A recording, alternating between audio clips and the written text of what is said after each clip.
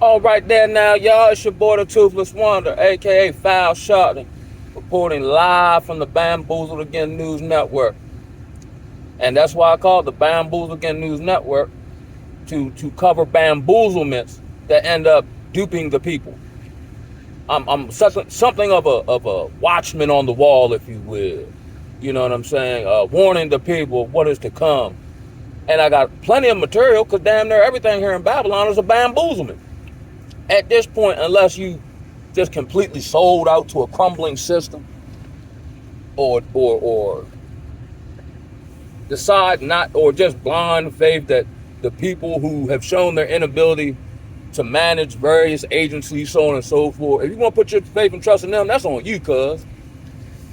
And, you get what your hand called for. It's just amazing to me how the spirit of liberty, the spirit of self-sufficiency, and I'm just making, blanket statements, the fear, the spirit of, just living your life, to your terms, to the best of your ability, has been quenched for the most part. You know what I mean? Today's bamboozlement is brought to you by my inside sources, which behind the scenes we have been having conversations about this particular institution, of which I'm a graduate of. What ended up happening, this is arguably the most, or one of the most revered rehab centers on the East Coast. The Helping Up Mission of Baltimore City. It's been in existence since the late 1800s. That's one of them missions, like, somewhere where they give you the woolly blanket and the tin cup and some porridge, you know what I'm saying? Be thankful for that, right? But throughout the years, and as time proceeds on, it's become the main staple of this particular institution is its spiritual recovery program. And I gotta say, during its heyday, they got some order, they got some structure. They will hold you accountable. They will make you work on some stuff, or you can just get out. You know what I'm saying? This is Baltimore City we're talking about. From what I've seen in other reports, Baltimore City has the most addicts per square mile of anywhere else in the Milky Way galaxy. You know what I'm talking about? But let me reverse engineer the timeline backwards to show us how we got to this point in the news I'm about to cover. So you remember, 9/11, supposedly the terrorists were Saudi Arabian. And the reason we know that is because their passports saying who they were survived thermal heat. You know what I'm saying? But then I thought it was odd in real time at that time that we wound up in Iraq and Afghanistan, who had nothing to do with the official story of the buildings being knocked down. So you remember the guy, Pat Tillman? He was the NFL player for the Cardinals. And he decided to be patriotic and serve his country and quit the NFL, and he was a hero. You never heard nothing else about him about that. According to, reports, once he got over there, I think he was in Afghanistan, he started writing letters back home to his family saying, this whole thing is a joke. We're not over here for the stuff they're putting on TV. We're over here harvesting opium. Then if you remember, as we proceed forward, and for those who may be in the know, the quality or the quantity of heroin on the streets just went exponential out of nowhere. Round about the same time, you had, doctors subscribing a script of 90 perk 30s for a hangnail. As time proceeds forward, what would happen is you get it for a while. You don't know nothing about it. You think your doctor care about you. Not realize he getting a kickback to do this from the pharmaceutical company. Then they pull the script. Now you have a habit you never realized you was getting. Then a lot of people got funneled into actual heroin because it's cheaper than buying the actual pills. You see what I'm saying? And it'll get the Jones up off of you. Then magically, the Fetty Wap comes in. Very, very coincidental, if you ask me.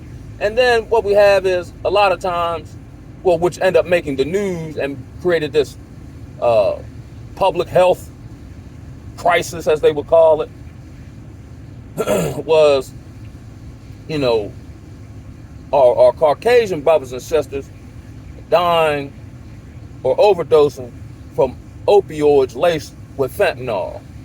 You see what I'm saying? Then in response to this public health emergency, all this money became available for treatment, you know. Now we'll clue into the helping up mission. Around about this time, let's say Obama-ish type of time, 08, 09, into the 10s, you know, whatever. They started, you know, doing fundraising to meet the needs. Sounds great. Not saying they had any other nefarious purposes. They expand the building, they, you know, increase services, right? And it becomes probably the best, from what they say, rehab center on the East Coast, right? Then you start having, as I witnessed when I came to Baltimore in 2016, when they pulled state funding for treatment into the billing of insurances, then you had ex-dope dealers who were getting in the recovery game, buying row homes, dilapidated row homes, hiring a clinician, because that's all you need, and house them. And then now they're able to bill insurance, but you might have 20 guys living in a 3-bedroom townhouse, row home. So now we start seeing these improprieties in the treatment game. Because when the money gets involved, or when money trumps the mission statement, the ethics going out the window. I preface all, we come fast forward in the timeline to now me covering the Helping Up mission, again, which I'm a graduate and alumni. And this will pair into other videos and talking points that I've said, in which, from behind the scenes, the home, and now it's starting to go public within the institution, that this, I believe it's privately owned, but they had like Amazon, Under Armour, officials of the city council sit on the board of this particular institution. John Hopkins, the umbrella corporation from Resident Evil. The federales are about to take over this institution. So what does this mean, Calvin? It means niggas get left behind again. That's what it means. Part of them, and they're still in the transition phase, right? But once this fully goes online, the first two things they're doing, there's actually a cross on the building that's been up there since damn near the early 1900s. That got to come down. That's very symbolic. And the flagship program of this institution, the spiritual recovery program, they're taking the spirituality out of the program. So if the spirituality gone, what is going to come in behind it? Wickedness. I don't care how they try to give you the politician type, it's whoop de whoop de whoop, because they need to give you the whoop de whoop de whoop to kind of keep you pacified and chimed in, because they're about to extract all up out you. It's kind of like that now. You just kind of got to play the game how it goes. But when the federales and John Hopkins take over this program, essentially it'll become a housing organization for the migrants and a sanctuary city, and it'll become a testing lab or inoculation center for those who are dependent upon the system or upon this particular institution. Again, that's why I say none of these places, they might say it in lip service, but these places do not foster self-sufficiency. Because if I preach self-sufficiency, I don't have a base to harvest from. The Helping Up mission was built on the backs of the pain of blacks of Baltimore City and surrounding areas in addiction. But the blacks in totality as a demographic are lost in the sauce. Now you got two type of blacks. You got the bully coon type of black, like the tough, you know what I'm saying, whoop de whoop de whoop. But they'll bow down to massa. And then you got the buck broken, go along, get along, corporatized, you know, tight britches, you know what I'm saying, type Negro, right? And none of these individuals who are abreast of this information are preparing their friends, anybody in their department of what's coming and what should be done in this transition. They're about to get hit by a Mack truck and won't see it coming. So when you're And shout out to my first master sensei, Woody Courage. He got videos online. His name is Woody Courage. When you know how they say you treat people the way you want to be treated, that's a lie. People treat you however they want to treat you if they perceive that you need them. So to anybody who might see this video, if you're in this treatment center or any treatment center, please understand. Yeah, it's nice for people to act like they kid and all that, but you gotta learn how to say yourself. And find some higher power that you place an authority over your life, that you put some faith in. Because you can't put your faith in nobody else. You can't put your faith in me. I wouldn't even tell you to do no dumbass shit like that. Excuse my language. But what's fitting to happen? You're basically going to be, slaves on a plantation, where everything you do will be for the benefit of the institution and pats on the back, while these people get rich and destroy you. And because they perceive you need them and you ain't got no motion or ain't working on none, any edict that they come down with and they make it mandatory for whatever reason, you're going to have to get down and lay down. That's why, as I said in other videos, the way this thing is going, people who had in a certain profession, let's say this particular field of helping, treatment, you got two options. You can get down and lay down. Now, if you step aside and gracefully bow out, that's kind of hard. Just like the Shawshank movie, there was the older white guy who had been there 40 years or something and got released. He gets released to society and he can't manage, he can't function, he's having a hard time adapting and adjusting because he can't let go of an old identity to then assume a new one or go through the transition period thereof. So he actually writes back to his homies in the prison to say, I'd rather be back in there. Here's the key point. Because there I was actually somebody. Folk would rather be king shit on Turd Island, you see what I'm saying, than be the emperor or dictator of their own kingdom in whatever form that or fashion that may hold. So what's going to happen for, let's say, treatment like counselors, facilitators and all that, because of what's coming down from the top, because witness dwells in high places, these various edicts or initiatives that don't benefit the client, it's going to put you in a quagmire. In order to stay now you can stay and fight, but you'll fight a losing battle, right? Or you can come off a principle that you previously taught and held yourself for 20 years. And then when you know what's going to happen, who you are or who you built yourself to be will be slowly chipped away at because now you're not standing on business. Now you're not practicing what you preach because you need a job. But the job is forcing you through subdebility.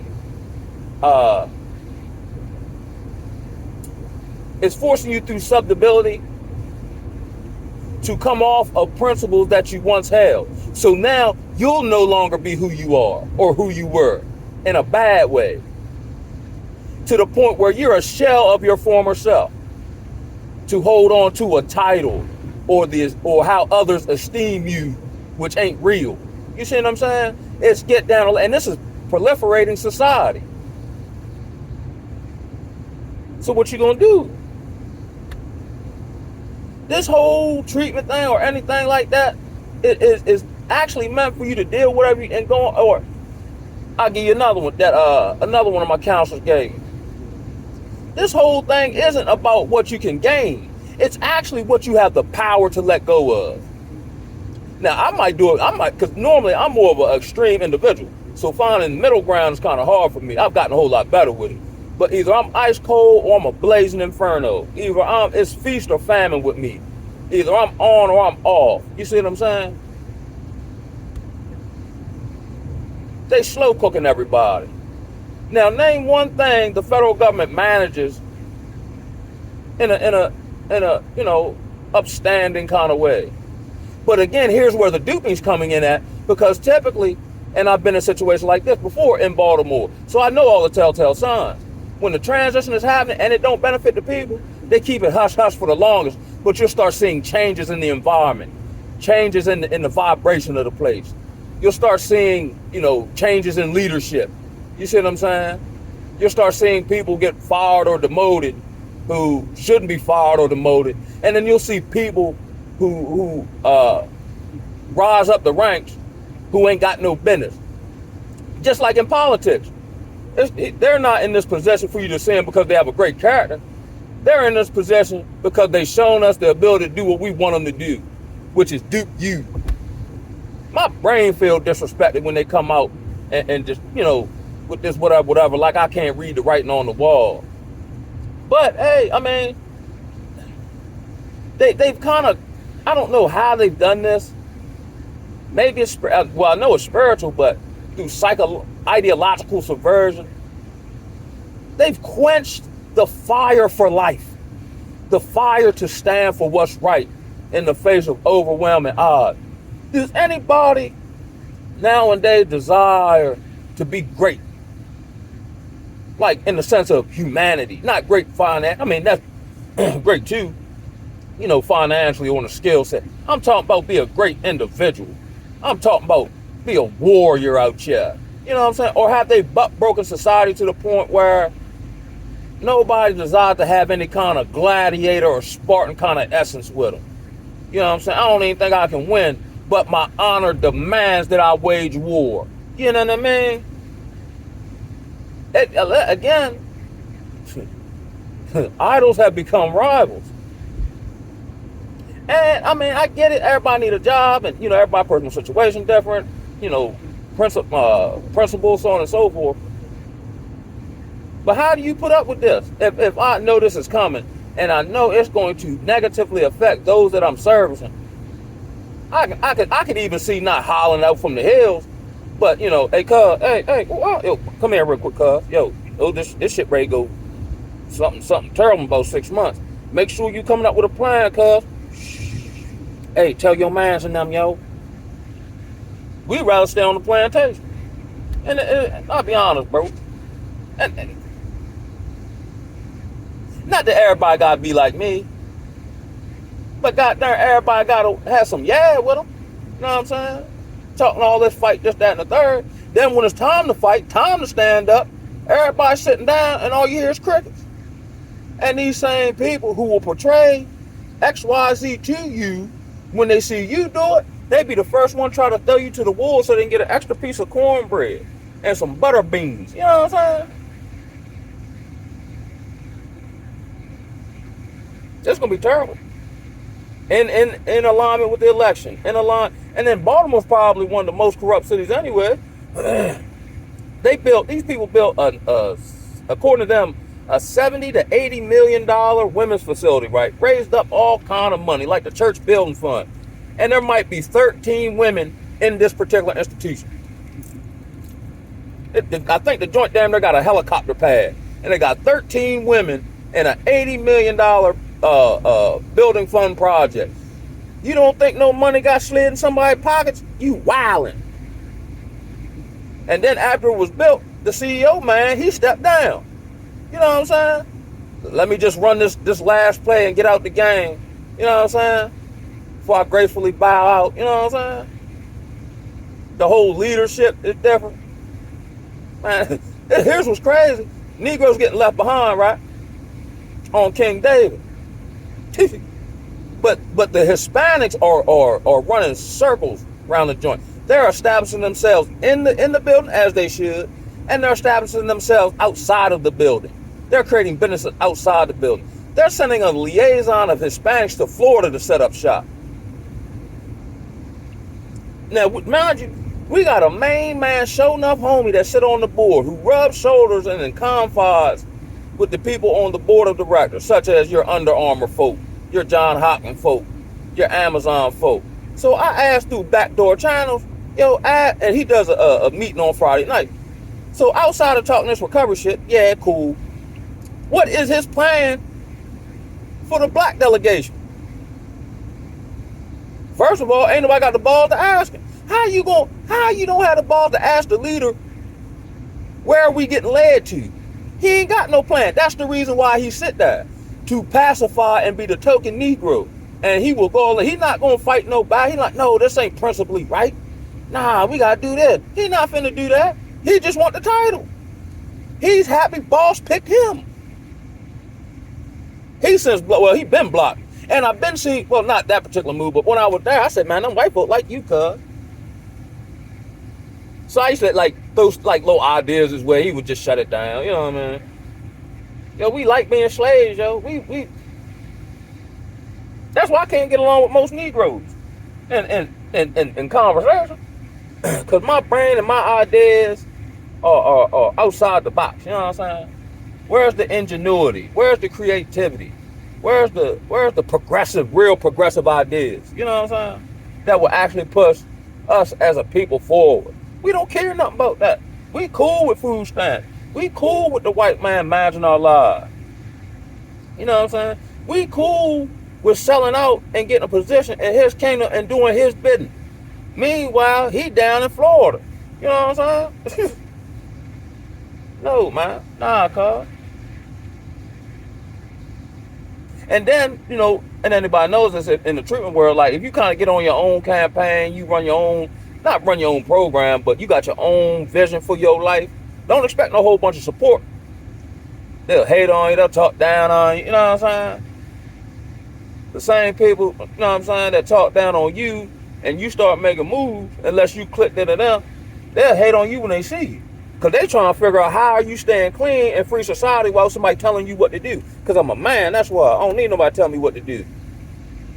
Other than Yeshua. You know what I'm saying? That's who I submit to. That's who I answer to. Not Sam Sausage Head. You know what I'm saying? And he can't think unless somebody tell him what to think. It's just like, here's another one. My mother is I don't know if she's still a member, but you know, her come up in the Christian faith was, you know, in the AME church, you know, that was established during or after slavery, you know, Richard Allen, Philadelphia, so on and so forth. So she's very connected to, you know, what's going on in AME church, and her last husband was a pastor in the AME church. AME church is done. They're having a referendum about either pastors presiding over gay marriage or being gay themselves. They got an AME chapter or organization that's in Africa. And I think they're trying to figure out, like, allowing the African leadership to lead themselves. You know what I'm saying? And here's the big one. Somebody has compromised the AME pastor's retirement fund. Something, I think it's close to $100 million of money that's been misappropriated for the retirement of the pastors who served in the AME church. If that don't let you know, with these two topics I just covered, that it's like wolves or vultures are now just attempting to pick at the carcass. They're circling the carcass knowing it's about to drop, and they're just trying to pick off of it at this point. You see what I'm saying? Like, it's dog eat dog. That's why I never wanted to operate or run my business in a quote-unquote corporate kind of way. And I get it. Business, you make money. But it seems to be in the corporate world, say, in the first quarter I make $1 million. In the second quarter, I make $900,000, right? So I made $100,000 less in the second quarter.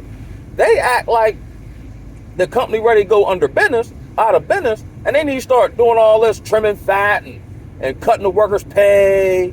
You know what I'm saying? Cut workers' pay, and then the workers you keep, you work them more and give them 10-cent raise. That's why I'm like, fool with it, man. You're not gonna have me working in the Roman mines, and then you work these various jobs unless you got a show enough career, depending on what that is. You working a job and then got to do a whole bunch of other stuff just to maintain. That's a lot of effort and energy just to stay afloat. Then let's say something happened and the ship sank. You ain't even got the energy to swim because all your energy was spent putting out fires instead of just letting the house burn up and building your own house. You know what I'm saying? The house has structural damage. As a contractor, I wouldn't advise you to renovate this home. Condemn this motherfucker, right? And take the money and build you a better house. Why can't people move on when something done is done? It's over with. Your success in anything is predicated on your ability to recognize the change and make the proper adjustment. Just like I use the football analogy of me, like I got a game plan now. But the way the defense, quote unquote, life is set up, I can't run my game plan. But the game plan is to win the game. So I just make adjustments. I just call audibles. I want to slang the ball all over the field. But what's happening is the way the game plan out, I can't do that. So I play some ball control. I take my shots here and there down the field. Try to loosen them up. You know what I'm saying? I do something unconventional here and there. You know what I'm saying? I run the ball. You know what I mean? Adjust. It's like nobody has the ability to adjust. They see the change. It's again, I use this analogy of the frog and boiling water experiment. If you slowly change the temperature of the water and increase the heat, the frog cooks from the inside because they can't perceive the change, because they've been rocked to sleep. They're running this play all over society. And I just feel the need, being the president and CEO of the Bamboozled Again News Network, to let y'all know, man. Sometimes I'll be wondering, do we even care, or have we become that spiritually inept or mentally docile that I can show you evidence of this all day long in a plethora of areas and you still won't care? So long as you can get some DoorDash and watch your favorite football team, bread and circus like the Romans did, you don't care. And then when you do care, it'll be too late for you to do anything. The human spirit has been quenched. You know what I'm saying? What happened to the men who, against all odds? You know what I'm saying? I don't know what I'm going to do, but I'm not doing that.